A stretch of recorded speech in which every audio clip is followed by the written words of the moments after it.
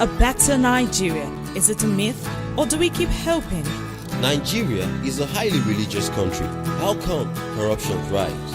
Why is adoption not encouraged in Nigeria? Is there a future for the Nigerian youth? Being rich and famous, is that the only reason for being an artist? What makes a great nation? Is it the leaders? What about the people? This is Answers with Dr. Red.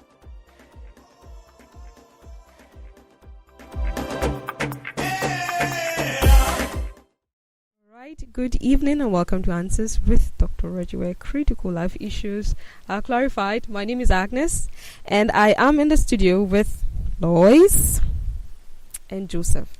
Good evening. Good evening, Agnes. Evening, sir. Good evening, guys. Oh, you and didn't of even course, wait for her and to of course, introduce me. yeah. It's okay. It doesn't have to go that way all the time. Yeah, so it's Answers with Dr. Reggie, and of course we have Dr. Reggie himself in the studio. Now, guys, last week we started our discussion on parenting, right? And we mentioned that there are no experts at parenting. Every child comes with his or her uniqueness. So every parent learns on the job, right? So if you missed out on last week's episode, you just go to our website, answerswithdrredu.org.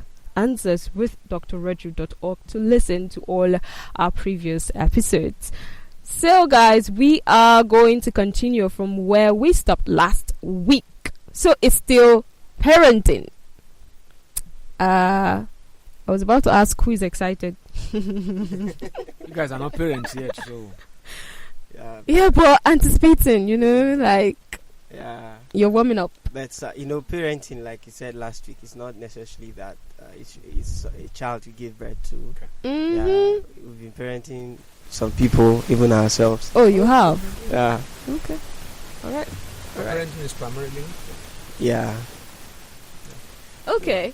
I want to read this quote, right? And then don't worry, you see what I'm saying. Now, this quote says, every child is unique, therefore, their education should be also.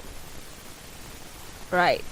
Now, I want to understand, because it actually goes in line with what we said last week about every child being unique, and you don't necessarily have to, carry your experience of how you were trained and, try to use that on your child, because every child is unique. So, but I want to understand, if you're going to be educating these children, just assume you have 4 kids, or something like that, or more, or 3-4 kids, and you're supposed to be educating them uniquely. How is that going to work out? That's exactly the way it's supposed to work out, because I hope your mind is not going to schooling when you talk about education, because we're talking about parenting. Parenting is education. Okay. It's socialization. It's raising up. It's nurturing, because the way the word nurture is an agricultural word. So the way you nurture potatoes, it's not the same way you nurture cassava. Yeah. It's not the same way you nurture. So nurturing is unique to the crop, right? So that's what we must understand. But you know what? Potato, tomato, cassava, they are all crops. They are all agri produce. So there are some unique principles. For instance, I'm not a good agriculturist. All of them must go to the soil. Yeah. That's it. Okay. That's a There's universal basics, principle. So all these kids that need to be parented are humans. So some principles are unique. They are universal. Okay. But now, the way you nurture each of these agri produce, they are now kind of specific to the produce. Some doesn't need water as much as the other. Yeah. So that's really the way it is. And you don't struggle. But if you don't know, if you see potato and you think it's cassava, because you've been planting cassava all your life, and you want to apply the way you nurture cassava to potato, you will have, you will lose. You will not be able to get enough, good yield. Or maybe you can even lose it all together. So that's to that extent. So the point is, there are general applicable principles, right? And then there are specific principles because kids, children, humans are uniquely different in their own ways. True. Yeah. Okay, I think I get that. Yeah. Now, I want to understand something because I know there are parents listening to us, right? How do you deal with a child you've observed the child is not coping up academically, and it comes with a lot of pressure. In fact, teachers could start, terming the child slow learner, all those stuff, and the child is not picking up. How do you handle that kind of children? Because when we were growing up, the best way was that our parents would maybe beat you up. Still growing up. Yeah. yeah, of course. Yeah, I'm still growing up. So when I was a lot more younger, and my parents would be like, okay, why would you? Or sometimes they beat you up. Okay, can't you see Edet? He came first, or something like that. So how do you handle a child that is not meeting up or coping up academically? Again, you see, first of all, if you say someone is a slow learner, we mustn't see that as a problem. Okay. Slow learning is not inability to learn, it's just slow. So the issue now is the way I'm going to educate somebody who is a slow learner will be different from the way I educate somebody who learns quick. So slow learning is not a problem. It's not a problem. But the way we say it is as if it's a problem. It's as if this person is finished. It's just slow. The way you run 100 meters is not the way you run a marathon. Yeah. But they are both athletes. So if someone is slow, that person in some other areas might be quick. It might be fast. So what we want to, sometimes people are slow, because the guy wants to run 100 meters. If you put a Kenyan who runs a marathon with Usain Bolt, just increase the race to 400 meters. You will know that Usain Bolt is a slow learner. Yeah. Yeah, is a slow learner. So a slow learning person, that's why parenting is first of all about. When I talk to young parents, I said, "Have you met your child? Have you met your child? Sure. Have you been able to interact with him or her to know who this person is?" Because a lot of people are slow because they are being exposed to situations that is not, in tandem with their basic, human makeup. Yeah, so they are not put in an environment where, because again, the problem we have here, like, I have a nephew who today has very bad handwriting because he's left-handed, and they force him to write with the hand, with the right. So his handwriting is so poor. This is a guy who is close to 30 now, but that was where the problem started from. So if you want to do anything, maybe like chop something, he will use the left. When he wants to write, he now changed to the right, which is not. He is left-handed, and our culture is as if left hand Yes. is like a curse. Is wrong. And for me, from my own experience, left-handed people are very, very gifted because they are kind of unique, because there are not many. So it's a question of slow learning is not a problem. It's not inability to learn. It's just slow. And then we need to look at that person. Maybe he's learning this slowly because he's not gifted in that area. Because if you try to use a screwdriver to drive a nail to the wall, it's going to be slow, and you can mess up the whole task. So these are the kind of things that before we tag someone slow learner, we must know whether he's learning what he's supposed to learn. True. Or is being trained in a way that is consistent with his makeup, right? In mathematics, I will be a slow learner. I will be adjudged, categorized, classified as a slow learner. But if it's literature, if it's English, if it's anything that has to do with prose, and you call me a fast learner. Not necessarily so. It's just that's my kind of personality bent. That I'm more comfortable. With that kind of a thing. So slow learning is not a problem. It's just a uniqueness. Okay. All right. Thank you, sir. What you just said. There's a movie that was made around this principle you just mentioned, like Stars. Now, what happened was the guy was artistic. He expresses himself autistic or artistic. Artistic. Okay, ART. Okay. Yes. Okay. He expresses himself with drawings. But he couldn't do the alphabet and all. Absolutely. And then scientifically now, they say some are right brain predominantly and some are left brain. And then the explanation there is that the right brain hemisphere is the one that controls the art and all. So now, and then the way the society is programmed and the school system is on the left brain kind of. And then when someone is being artistic, parents put pressure, do maths, do medicine and all.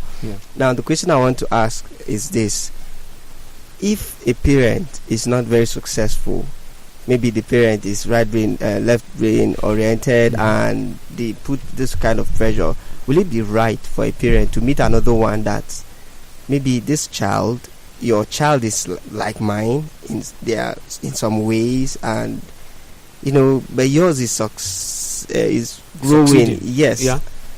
Will it be right for a parent to humble themselves enough to want to learn from the other parent? Or no, it will never be wrong for you to learn.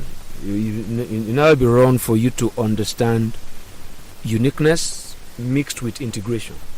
You need to be able to access, share your strength, to make up for the weakness of others, and also share your weakness to access the strength of others.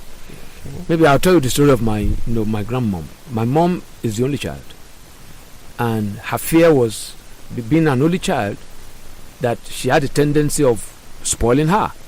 So she will always apprentice her, to a lot of people. That brought out a well-rounded businesswoman. wow. Yeah, my mom lived with a lot of people because the mom was kind of scared that being an only child, you might just overpamper her. So she would take her to places where they can treat her with the level of firmness, with the level of, make good demands on her. My mom became a well-rounded businesswoman. She was a baker, she was a fabric seller, she was a tailor. There's nothing she couldn't do. She was so gifted because of that. So it's because there is a mother who understands. Yeah. I have a particular kind of weakness. I have the tendency of just because my grandmom, in her own time was kind of well off. We still benefit from some of her properties today. The property that she left behind, that's my grandmom, not even my mom. Yeah, so it's very important that you understand. That's why they say it takes a community to raise a child. That's why children raised during the dispensation, when we had villages, when we had walls, they are better kind of cultured. They are better cultured than today. I was reading a post that I've read that post many times, that kids of today don't know that there's no reason why a parent can't beat a child. If they beat you, you don't cry, it's another reason to beat you. Oh my God. If they beat you, you cry. Why are you crying? Yes.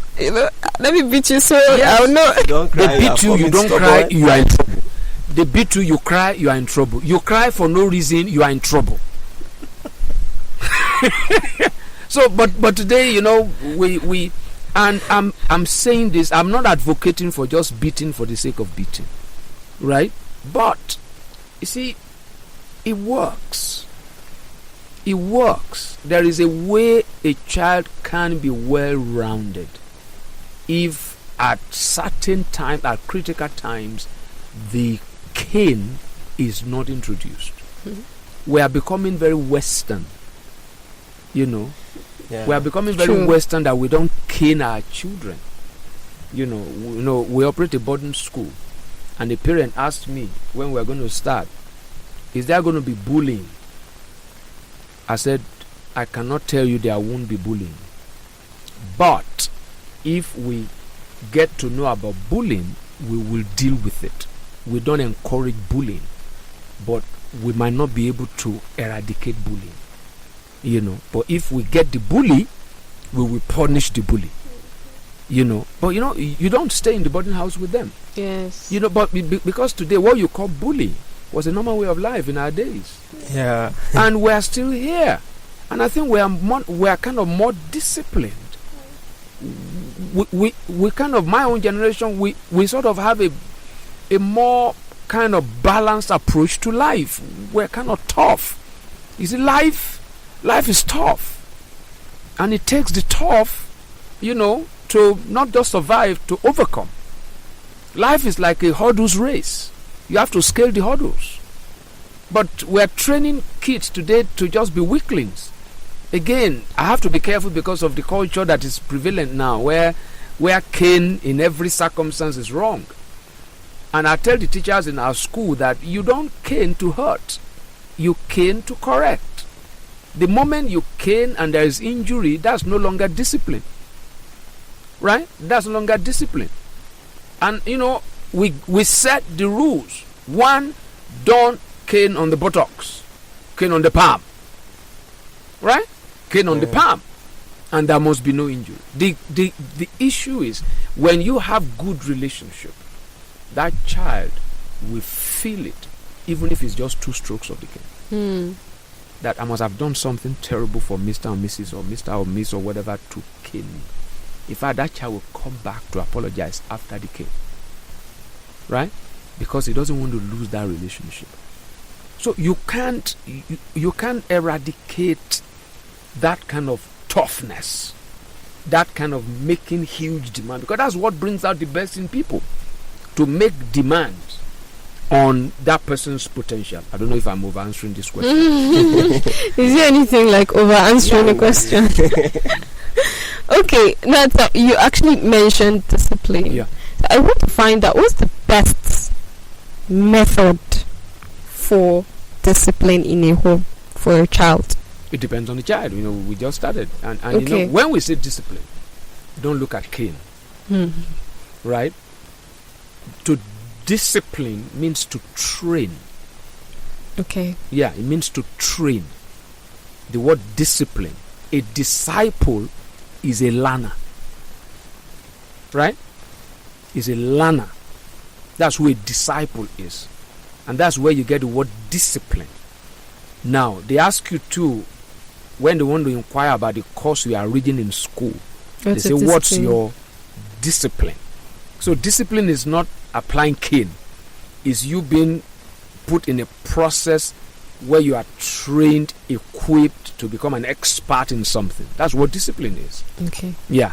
So okay, maybe I should say, what would the parents do when a child does something wrong? It depends on the child. You see, there are kids that the language, just like maybe in the marriage, every couple has a love language, right? They have a love language. The way I express love to my wife might not be the way my friend expresses love to his own spouse, because I need to know what my wife responds to. So each child too, there's a way to discipline. I think I've told the story before, this maybe on one of our episodes about 2 siblings, where the parents were dealing with them the same way. Once they misbehaved, they locked them up in a room. And one of them loved to read. The other loved to watch TV and be in front of people. So when they lock them up in a room, they're actually punishing one. Yes. They are punishing the younger one, who always like to be in the midst of people watching TV, chatting. Yes. The other one, when you lock them up there, voila, you just exactly voila. The guy can read 2 books. So when they notice that, so when the first one who loves to read misbehaves, they put him in the open. Right? They put him in the open. So it has to be child specific. But you see, a lot of parents today don't even make out the time to really check, my second daughter, you just have to create an atmosphere around her where she will just play and play and play and play and play. Right? She doesn't like playing. She's not as friendly as my first daughter. She just want to read, she just want to do something. She likes to, I remember when I live in in a house in Jos here where we have fruits in the house. We wouldn't know when my daughter will go out and go and negotiate with some neighbors. They have boys. Go and negotiate with them to come and help him climb the orange tree and negotiate how they are going to share it. She's that kind of person. Wow. We'll just see our neighbor children will just enter the compound. By the time we come out, we'll just see all the orange on the floor. She will be the one to share it. You say that's the agreement. That's the kind of person she is. But my first daughter can they come and say, just go and carry everything away. She doesn't. But so kids are different. And today that's why she's an investment banker today. Yeah. So she understands, that kind of. So each child, there is a way that you must be able to. How do I bring? Because discipline is, I want to bring out the best in this child. So discipline is not punishment, right? So within discipline, there's a place of correction. It's like you turn in a paper, and it's graded, right? So character traits comes out. Is either you get an A or you get an F, and there's a way you counsel the person that gets an A. There's a way you counsel the person that. So, but again, discipline, all this thing we're talking about also has the cultural content. Sometimes the way parents are raised is the way they want to raise their kids. But we have to be sensitive to changes, because today, when we're caned, we see it as acceptance. But today, if you cane someone, you might see it as rejection. So what I tell teachers is that we are not going to eradicate caning in the school, right? But we are going to, before we cane and after we cane, there is a chart. I'm going to cane you, so there's nothing you are going to say. I'm going to cane you because of this, because of this, because of this, because of this, and you get the cane. And by the time you are all, you've calmed down, I call you again. Do you know why I did that? It's because there's something in you that we have to protect. So it mustn't just be one-off. My dad doesn't have any time to explain to you why he's caning you. He doesn't have that time. If I had, there are many in our family, so there are different grades of cane. Big, bigger, biggest. He doesn't understand any other language. Because my dad was a teacher, he doesn't understand any other language. My dad will cane you formally, my mom will cane you informally. My dad will use the cane, my mom will use whatever is available. My mom's own is informal. It can be a backhand, it can be slippers, it can be whatever. Whatever is just, but my dad will make sure we create the whole environment where he lure you into his room and then he follows and lock the door. And then you are in trouble. Yeah. So but today, communication is critical. And even in our day, my dad was still highly relational. Sometimes we will reminisce in the family and we talk about some things he does and we laugh. He was, in the middle of all the being very, very strict, he has his own ways. And I think I get my kind of sense of humor from him. So it's those things are like a balance, because when you create the environment in the house for the child to see love, because that should be the motivation behind discipline, to see love, that child doesn't want to lose it, right? It's always on the straight and narrow. But as a human being, we always want to stray, but it's okay. So there's no general way of disciplining a child. It has to be child specific. Yeah, that's the point I'm trying to make. Okay, all right. So let's go on a short musical break. Listen to the song "Sweet Mother," and then when we come back, really? Sweet Mother. Yes, we are going way back, and then when we come back, Answers with Dr. Roger continues.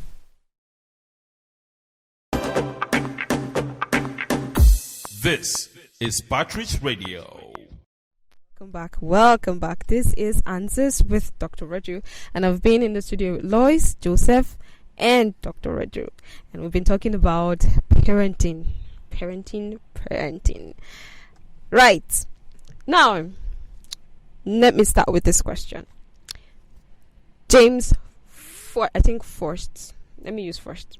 One said that to be a good father and mother requires that parents defer many of their own needs and desires in favor of the needs of their children. I want to understand, right?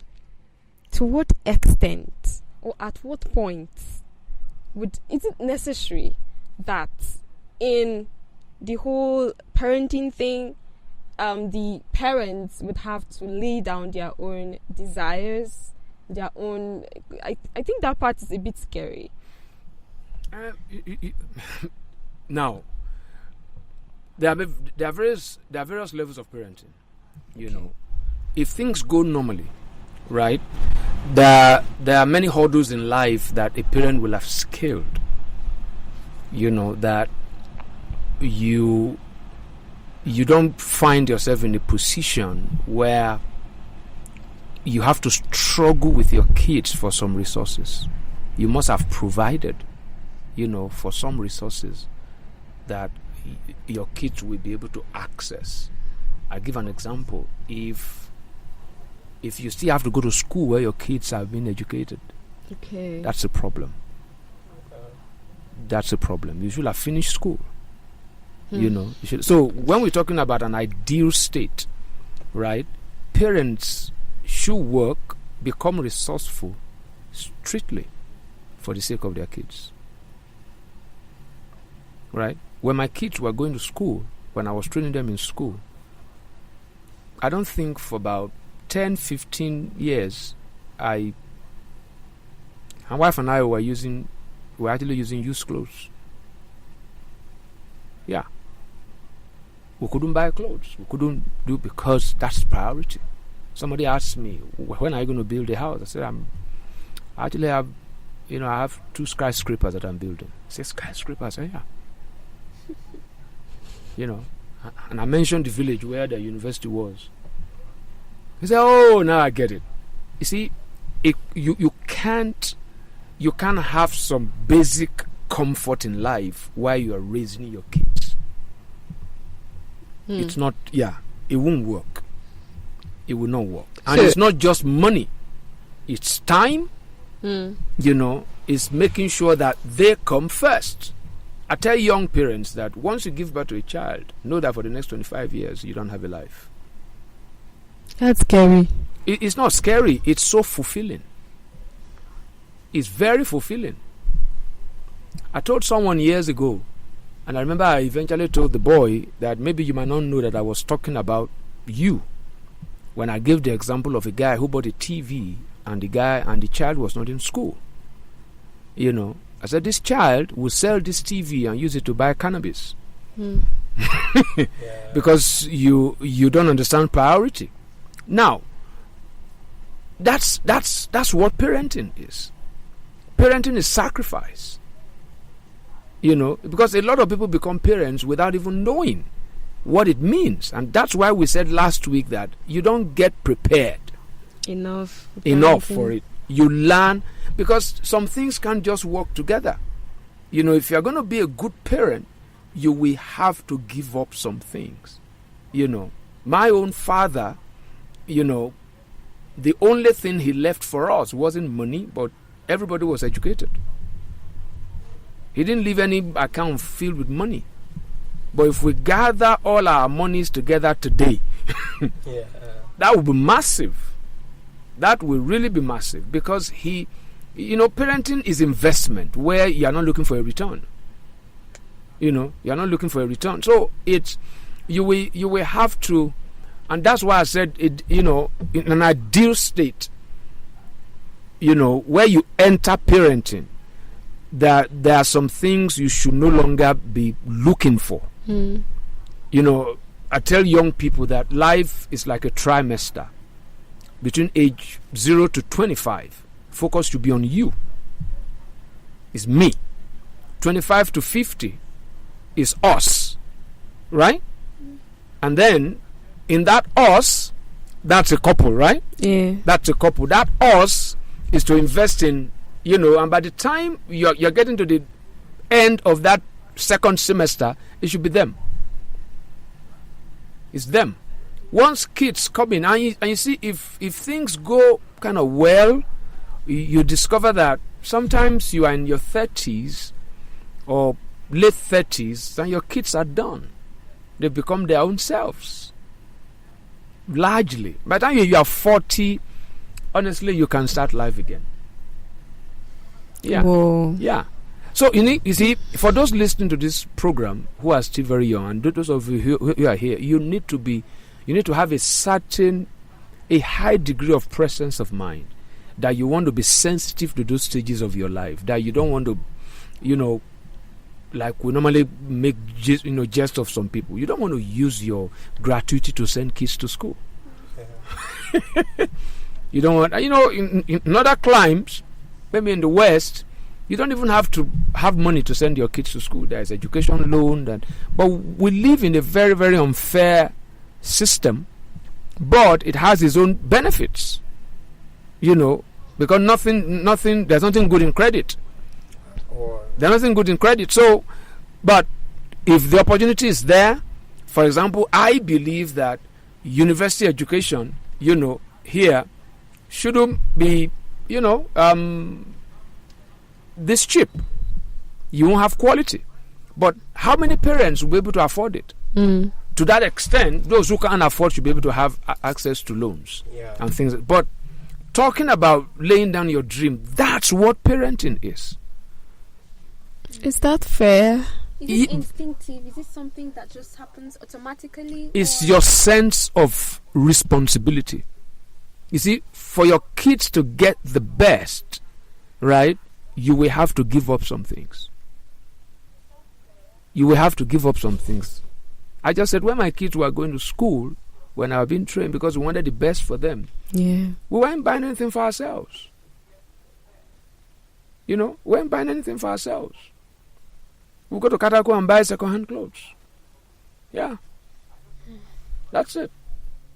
Yeah, and I've heard stories of people who would be like, I had to resign, I had to stop doing my job, I really love the job, and all of that because I need to take care of my kids and all of that. Oh, yeah, maybe for the mother or something. Yeah, such things do happen. Because, you see, there's something I tell young parents. For a child to grow up normally and be well-rounded, that child can't come back home and meet a housemaid. Yeah. It won't work. It will not work. So I've seen parents who will sacrifice, right, and say, okay, you continue doing it and I will stay at home, to raise these kids. My sister that lives abroad, lives in the United States, she couldn't work while she was having kids. She has 3. Now, she was able to go back to work after the last one entered school. Because if she goes to work, collects salary, and has a nanny, she will just collect the salary and give to the nanny. So why don't I just stay at home? Yeah, and then you raise the child. And I raise the child better, because nobody can raise a child the way you will. So I'm not saying it's in all cases that somebody has to leave a job or whatever. Where Africans, I used to have a secretary who also moved to the UK. And while she was having kids, the mom went to live with her so she could still pursue her career. But that must still, kids raised, by grandmom, maybe in a Western kind of setting, it's a blessing.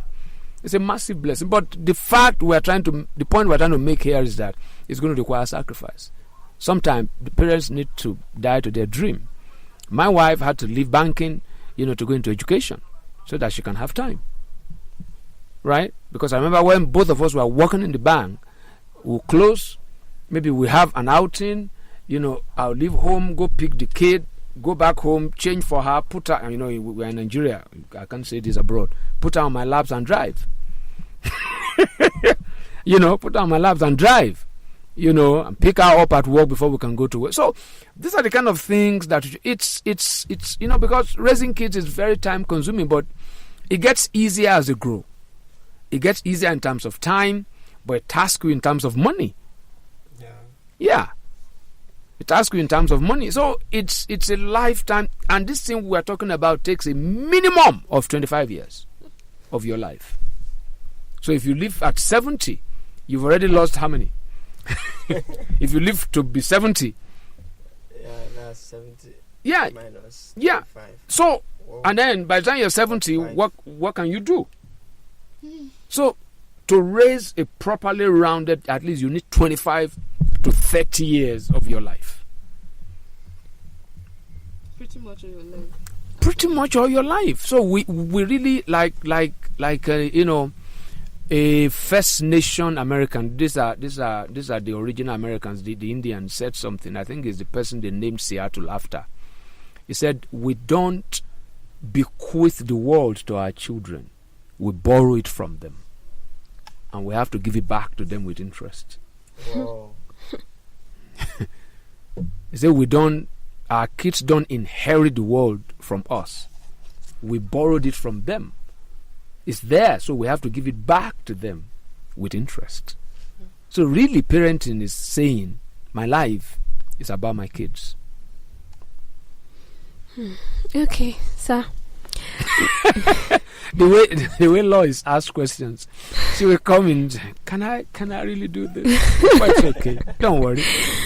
Okay, now, sir, having made these efforts, and made these sacrifices, we have children who, now go forward, and turn out to be something different. Absolutely. Will we blame it on the parents? Is it always because, there's something that the parent didn't do, or will we say that the child just chose his, Now, that's a very wonderful question. There are a lot of factors that can be responsible. Now, we live in a world where if parenting is not done intentionally, you have to know that you are not the only one raising your child. TV is there, books are there, social media is there, and all those kind of things.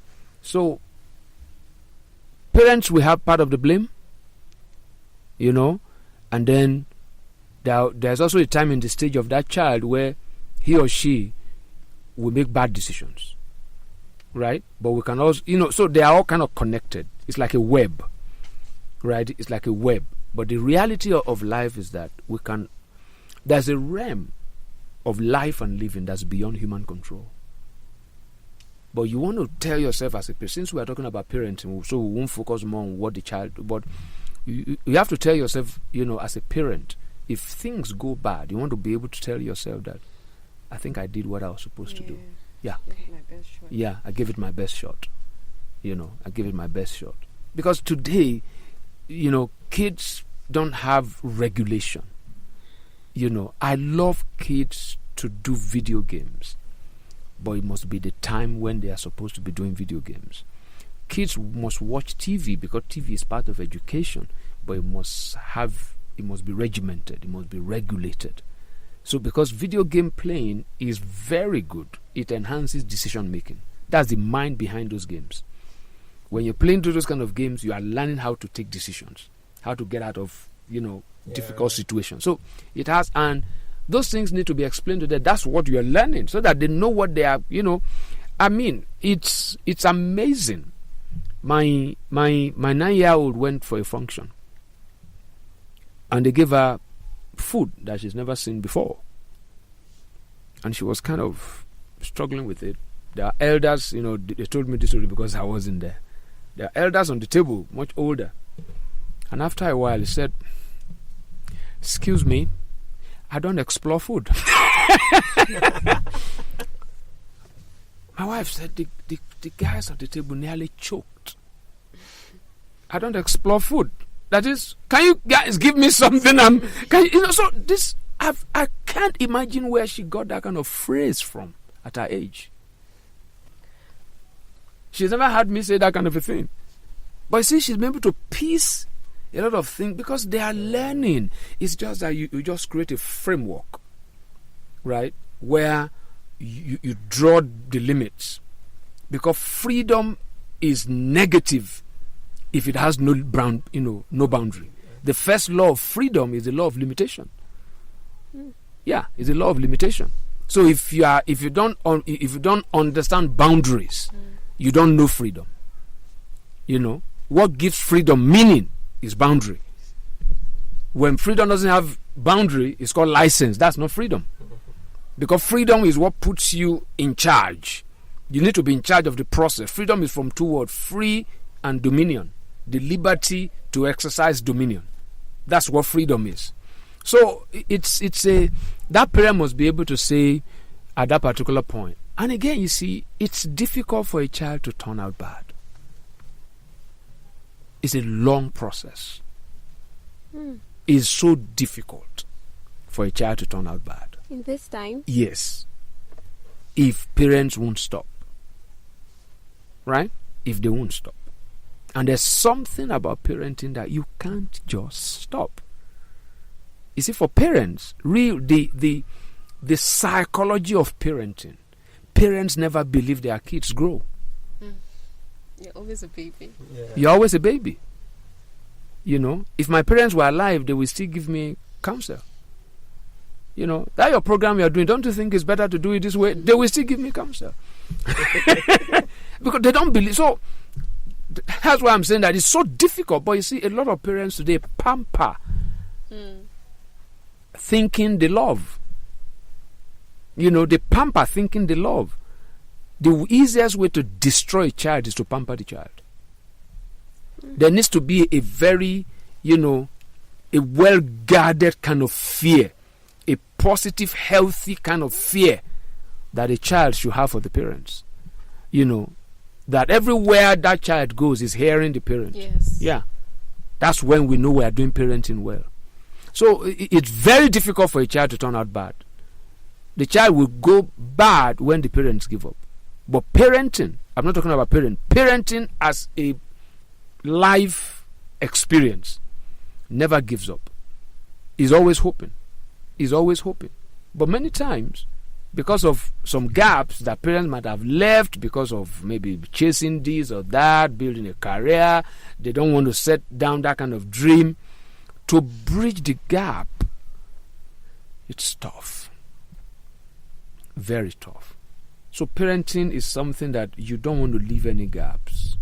Nothing taken for granted. The child, there's something I told my children at the beginning. I said, there's nothing you will ever do wrong that will make me stop loving you. Right? There's nothing in this world that you will ever do wrong that will make me stop loving you. And when you do right, we will celebrate it. Right? So I'm gonna really hate the wrong things you do, but I will never hate you. That's the rule. And you see, kids are human beings. No human being can resist the force of love. Yeah. Yes. If you love a terrorist who collapse, he will just melt. Yeah. And love for the right reason. Not that you are loving the person not to be a terrorist. Just love for the sake, because love is a decision without a reason. There's no reward inside. You just want to give and give and give and give and give and give. I was working in the bank and my mom still paid my rent. Yeah. Said she just wanted to help. Yeah. Just wanted to help. Yeah. Okay. So there's this saying in Hausa that you give birth to a child, but you don't give birth to his character. Mm-hmm. And based on the last question Lois asked, I think it's that narrative that most parents just withdraw, and they feel like because character is developed, it's something that takes a process. I don't think I will agree with that saying. Yeah. Because you give birth to a child and there's no character. It's blank. So a child is like a blank sheet of paper. Sociology is coming in now. So. Yes. So what you write on it, you can actually give birth to the child's character. Yeah. Yeah. You can give birth. I think that statement comes out of a point of regret. Yeah. Or excusing. Yeah, or excusing, like the question she irresponsibility asked also. about, is it the fault of the parent? There was something I was telling a parent that I had a meeting with this last few days about a child who was kind of having some challenges in our school. And I was telling him, I said, in the culture where I grew up, when a child is misbehaving, the parents will say, hey, don't kill yourself. I mean, don't kill me. Don't kill me. Mm-hmm. This boy, don't kill me. Don't kill me. After a while, the thing changes. Don't kill yourself. Because the parent, they've done enough. Yeah, Lord. Yeah. So whatever you are doing from this point, what they are saying is you are responsible for your actions. Because you can only, maybe that statement came out of, you can only train your child. Your child will now have the responsibility of responding. But you also know that we can't say age, so is the age of accountability. It's very fluid. Yeah. Right? It's very fluid. If the child is well raised, it can come early. If it's not well raised, it might come late. So some people might be slow learners, depending on the kind of strategy or the kind of principle that you put in place. So, but you see, to a large extent, we can actually shape the character of our children. Yeah. We can define their aversions and their affirmations, the things they like, the things they don't like. That's why you see parents who force their kids to read a particular course, they've left a gap. You can actually create an atmosphere where that child will like that course. Yeah. Yeah. And it starts from when they are little. And maybe you buy the toys. child, yes, and the child will now choose that course thinking he Yeah. made a decision. But you created the atmosphere. You never asked the child to do it. But you know the story of the Wright brothers. Yeah. Their parents would buy them helicopter toys. That was what gave rise to the airplane. Yeah. Yeah. So you can actually create an environment where you determine what the child likes. A guy was telling the story that the daughter turned 18 and told the mom he wants to go to a party. And the mom said, in Africa, you have to wait for your daddy, for him to give approval. And the mom believed that the father would never give the approval because she didn't want her to go. So the dad came and said, go. And the mom was shocked. Said, go. But be back home before midnight. That girl came back maybe around 9:30. Say, is that what they do there? Is that what they do there? I don't want to be in that kind of place. It's even not interesting. Because they have defined for her while growing up what a party should be. Yeah. But you just go to a party, no purpose, everything is just kind of open-ended. And the kind of music that she's not used to, this whole thing is loud. The man said, I knew she was going to come back. I knew she was going to come back. So there must be a level of trust that a child must have in the parents, and there must also be a level of trust that the parents should have in the child. I told the story of a guy, a child at his school. There was an earthquake, and they were trapped in the ground in their classroom. And while they were on the ground, the boy told the parents, my dad will come. My dad will come. He will come for me. Okay, he told the others while they were trapped underneath. Whoa. While all of them were crying, he said, my dad will come. The dad got to the scene. All the emergency workers and nobody said, no what? My son is expecting me. The guy, bare hands, started removing blocks. Started calling the boy's name. Started removing. They tried to stop him. After a while, they left him alone. Because he knew exactly where the boys' class was. In the whole. Yeah. He started removing the throwing. And the kind of strength that will come. My boy is expecting me. After a while, he shouted the boys, and the boy responded, the guys, I told you. My dad will come. I told you. Now, even if that child was dead, right? Maybe one massive brick or something fell on that guy, that man will still be fulfilled that he got there. Yeah. But it's such a very beautiful story, that the boy was alive and the father came. Now, that took parenting to a whole new level. So, Because that boy said it once, when he finds himself in any kind of situation, even if that guy is 50 and the father is still alive, he has a decision to make in the boardroom, he will sound daddy out. Dad, we just have a business of about 500 million. What do you think? The father might not even he might not even go to school. But we ask him because the father understands life. Yeah. So that's how much sacrificial parenting can be. Wow. Alright, so our time is almost up. I want to ask this question. Yes. Because I know the girls in the house, they might hijack stuff now. Okay, that is his speech. Punishable by death. Okay, go on. Okay, parenting is teamwork. Mm-hmm. Now, how should both parents create a balance, and so that there is no conflicting ideas? Because sometimes the parent is saying this and the other parent, there's a way the other parents might make the other look bad in the eye of the child. That's a very profound question. Now, where we tie that to is that marriage itself is teamwork. People of the same kind of temperament, they hardly marry. There's always like a contra, because it's complementary. So that's the same thing we take into marriage. I'm very slow in beating a child. My wife is quick. I think that's something with mothers. Yes, my wife is very quick. She doesn't, I'm very patient with kids, but so what I try to do is when I'm sensing that she's going to beat, I walk away because I can't handle it. Mm. I just walk away because I'll let her do it. But you see, I become more useful when they are grown, because my words is more painful than cane.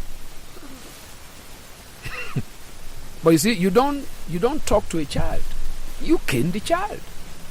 Yeah. But as they grow, when I sit you down, talk to you, you cry exactly the same way she caned you.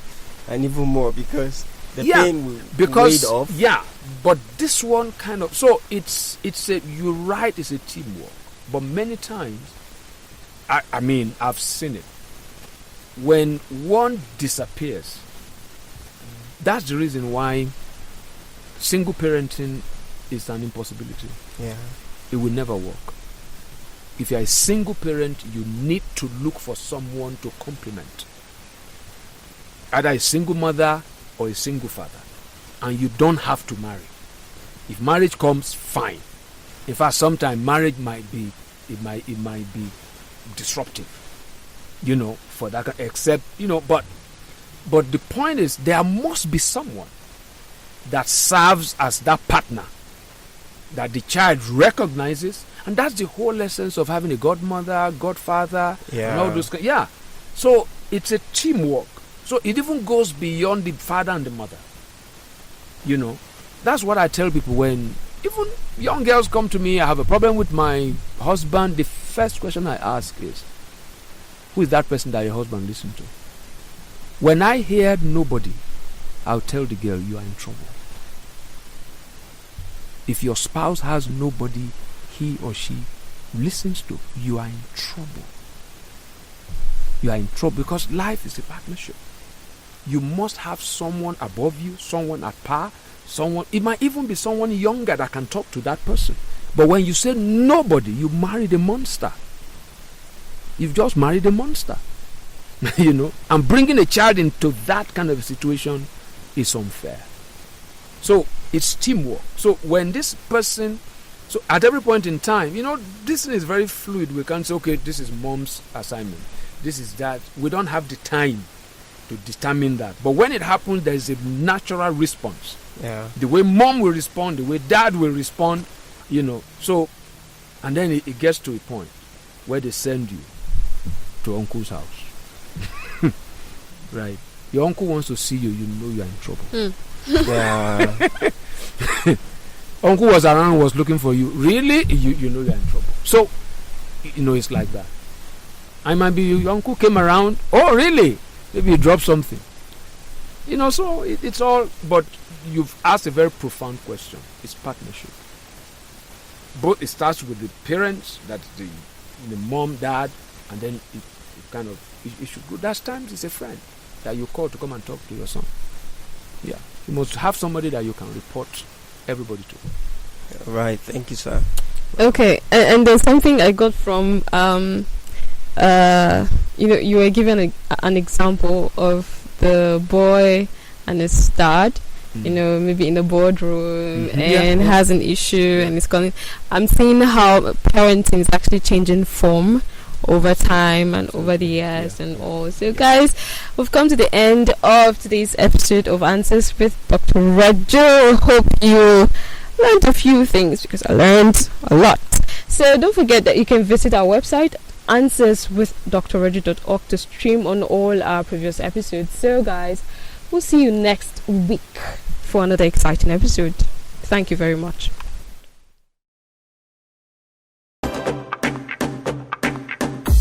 This is Partridge Radio. Give us a call or chat us on WhatsApp on +234 8144 56 9000. Check out our website and interact with us on www.answerswithdrreju.com. Like our Facebook page, Answers with Dr. Reju, or send us an email at answerswithdrreju@gmail.com. On Twitter, we are @Dr. Reju Answers. You can also subscribe to our YouTube channel, Answers with Dr. Reju, where you can get all our episodes. Join us again on Answers with Dr. Reju, where critical life issues are clarified.